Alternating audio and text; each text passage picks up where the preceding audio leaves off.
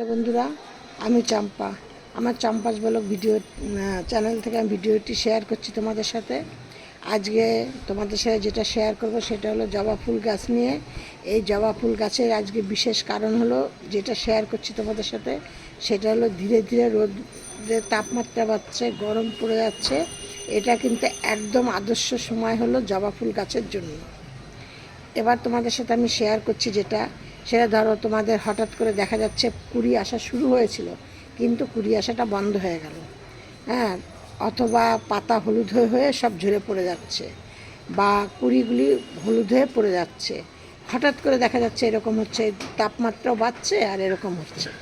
এইসব কিন্তু অনেক কিছু কারণে হতে পারে, সেই সব কিছু তোমাদের সাথে শেয়ার করব। আমি এইটাই একটা শেয়ার করব। দেখো তোমাদের সাথে, এই যে আমার ফুল গাছটা দেখো, এই যে দেখেছো, এই দেখো এই যে ফুলটা, এই ফুলগুলি দেখেছো কত বড় বড় ফুটেছে। অথচ দেখো আমার এই ফুলটা দেখো কত ছোট। এই দেখো, আমি আজকে তোমাদের সাথে এই সব সমস্ত কিছু নিয়ে তোমাদের সাথে আমি শেয়ার করব।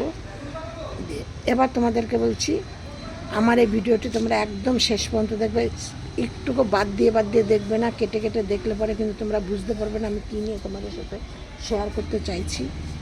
আর শেষ পর্যন্ত দেখবে, একদম প্রত্যেকটা টিপস তোমরা ফলো করলে আমি আশা করি আমি যেমন উপকার পাচ্ছি বা তোমরাও এরকম উপকার পাবে।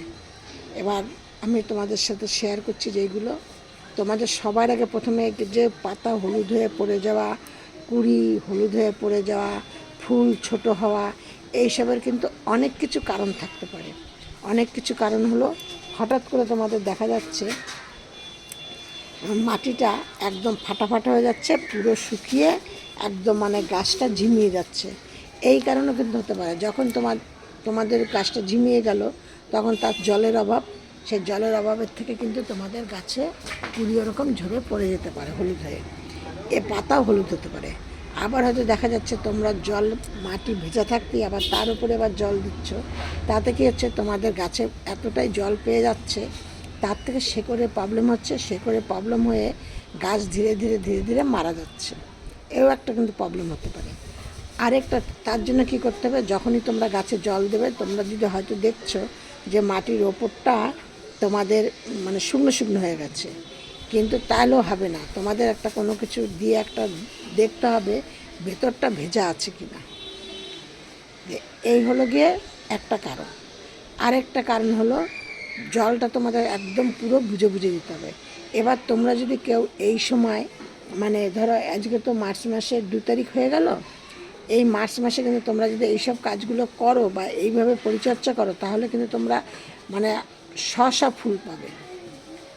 এক একটা গাছে প্রচুর পরিমাণে ফুল পাবে। দেখো আমার একটুখানি গাছ কত কুড়ি রয়েছে, দেখো ছোট গাছে বেশি কুড়ি, বেশি ফুল, বড় ফুল সব পাবে। এই দেখো, ঠিক আছে, দেখো, আর ফুলগুলো যা বড় ফোটা, আমি এর আগে একটা ভিডিওতে আমি ওই গাছটা, সব আমার গাছ কিন্তু সবই ছোট গাছ। এই দেখো, এবার তোমাদেরকে যেটা বলছি, তোমরা যদি কেউ পুনিং করে না থাকো, মানে তোমরা যদি বুঝতে পারো যে আমার গাছটা বয়স অনুযায়ী ছোটো টাপের মধ্যে রয়েছে, কেউ শেকড় এখনও কাটাই ছাটাই করনি, তাহলে তোমরা এখন আর মার্চ মাসের আজ 2 তারিখ হয়ে গেছে, এখন কিন্তু আর কাটাই ছাটাই করো না। তাহলে কিন্তু ফুল তোমাদের আবার গাছ ঠিক হতে ফুল কিন্তু পাবে না, কারণ রোদ্রে তার প্রচুর পড়ে গেছে। এই জন্য তোমাদের এখন কি করতে হবে, তোমরা গাছটাকে তুলে নেবে টব থেকে। গাছটাকে তোলার আগে কিন্তু একদিন জল দেবে না। জল না দিলে কি হবে, গাছের মাটিটা বেশ শুকনো হয়ে আসবে, উঠে আসবে। আর যদি গাছের মাটিটা, টবের মাটিটা যদি ভেজা থাকে, তাহলে গাছটা চলে আসবে, শেকড়ের প্রবলেম হবে। দিয়ে নেয়, তারপর ওইটাকে তুলে, যদি তোমাদের ধরো 6 ইঞ্চিতে থাকে, তাহলে 8 ইঞ্চি কি 6 ইঞ্চি টবের মধ্যে দেবে। যদি 6 ইঞ্চিতে থাকে 8 ইঞ্চি টবে দেবে, 8 ইঞ্চি টবে থাকে 10 ইঞ্চি একটু বড় টবের মধ্যে দেবে। একদম কাটাই ছাটাই করতে হবে না। করে নিয়ে এবার তোমরা সেই গাছটাকে 4-5 দিন তোমরা ছাওয়ার স্থানে রাখবে, ভরপুর জল দিয়ে দেবে, দিয়ে ছাওয়ার স্থানে রাখবে। এবার যে মাটিটা দিয়ে তোমরা একটু বড় টবের মধ্যে দিলে, বলে তো তাকে মাটি দিয়ে আবার দিতে হবে, সেই মাটিটা কিন্তু তোমরা দেবে মাটি আর ভার্মি কম্পোস্ট দেবে, দিয়ে তোমরা ওই মাটিটাকে দিয়ে ভরপুর জল দিয়ে ছাওয়ার স্থানে রেখে দেবে।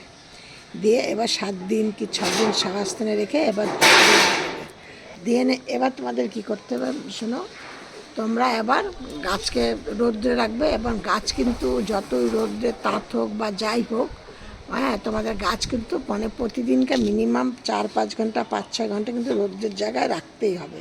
জবা ফুল গাছ যেমন জল পছন্দ করে, খাদ্য পছন্দ করে, রোদ্রও কিন্তু তেমন পছন্দ করে। যত রোদ পাবে তত ফুল বড় বড় হবে, কালার ভালো আসবে, আর গাছের শাখা পোশাখা বেরোবে। আর মানে এখন কিন্তু তোমরা ডগাগুলোকে একটুখানি পুনিং করে দিতে পারো, তাহলে আরও ডালপালা বেরোবে, শাখা পোশাখা বেরোবে, তাহলে কিন্তু তোমাদের প্রচুর পরিমাণে ফুল হবে। এবার তোমরা দেখো, যত ডালপালা বেরোবে, যত শাখা পোশাখা বেরোবে, তত কিন্তু ফুল তোমরা বেশি পাবে। এবার আরেকটা কথা তোমাদের সাথে শেয়ার করছি, যেটা আর কি শেয়ার করছি, যে এখন কিন্তু গাছে কুচি কুচি পাতা বেরোবে, তাতে কিন্তু প্রচুর পরিমাণে পোকামাকড় হবে। এই জন্য তোমরা কি করবে, তোমরা প্রথমে আমি গাছের পরিচর্যাটা বলি, তারপর পোকার পরিচর্যাটা বলবো। এবার তোমরা কি করবে, গাছের মাটিতে তোমরা দেবে একটা টবের জন্য বলছি, বড় টবের জন্য 1 চামচ হলুদ দেবে, 2 চামচ সরিষার খোল দেবে, 2 চামচ কলার খোসা দেবে, ডাস্ট করা দেবে, লেবুর মানে খোসা হোক, লেবু হোক, শুকিয়ে গেছে ডাস্ট করেছো যেরকম হলো, গোবর সার 2 চামচ দেবে, এপসা সাল 2 চামচ দেবে, দিয়ে নিমখোল 2 চামচ দেবে, দিয়ে পুরোটাকে ভালো করে মিক্সড করে নিয়ে গাছের গোড়ায় দিয়ে দেবে। এইটা হলো প্রথম কথা, মানে গাছের পরিচর্যা। এইটা কিন্তু প্রত্যেক সপ্তাহে একবার করে দেবে। এই হলো। আর নেবে একটা গাছের জন্য মিনিমাম 5 থেকে 10 গ্রাম ফিটকারি নেবে, নিয়ে সেইটাকে ভালো করে থেতো করে নিয়ে জলের মধ্যে ভালো করে ভিজিয়ে রেখে 2-4 ঘন্টা দিয়ে সেই জলটাকে দিয়ে স্প্রে করে দেবে। গাছে কোনো রকমের কোনো পোকামাকড় হবে না, পাতা সবুজ থাকবে, আর গাছের পোকামাকড় সব দূর হবে, আর মানে সুস্থ থাকবে গাছ। এই ছিল আজকে আমার ভিডিওটি দেখবে, দেখে নিয়ে ভালো লাগলে একটা লাইক কমেন্ট শেয়ার করো। নতুন বন্ধুরা যারা আমার এই চ্যানেলে আজকে নতুন ভিডিও দেখবে, মানে তারা একটা সাবস্ক্রাইব করে পাশে বেলটা বাজিয়ে অন করে রেখে দিও। আর সব ভিডিওর মতো তোমাদেরকে আজকেও বলছি, তোমরা সব ভালো থাকো, সুস্থ থাকো, আর এই দোলযাত্রা তোমরা সব সতর্ক থেকো, বেশি রং মেখো না, রঙের মধ্যে অনেক রকম কেমিক্যাল থাকে, তাতে কিন্তু ছোট বাচ্চাদের অনেক স্কিনের প্রবলেম হতে পারে। ছোট বাচ্চাদের মানে ভালো কোম্পানির ভালো রং মাখিয়ে দিও, তাহলে ঠিক আছে, কিন্তু মানে একদম সতর্ক রেখো আর কি।